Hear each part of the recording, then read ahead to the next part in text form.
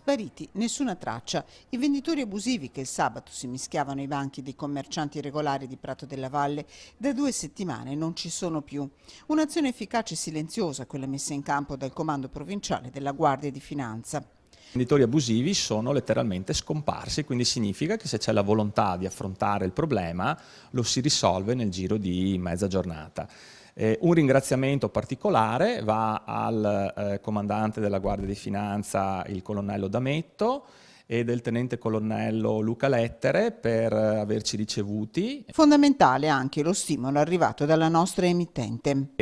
Sui vertici della Guardia di Finanza abbiano attenzionato e abbiano ovviamente come dire, visto i servizi che sono andati tra l'altro sulla vostra emittente televisiva costantemente da un paio di mesi a questa parte. Grande assente, ribadiscono i commercianti, il comune. È il grande assente di tutta questa operazione, perché malgrado tutte le mail, tutte le richieste che ovviamente di intervento che sono giunte all'amministrazione comunale, effettivamente non si è mosso né la volontà politica di affrontare il tema abusivismo in maniera forte, in maniera determinata.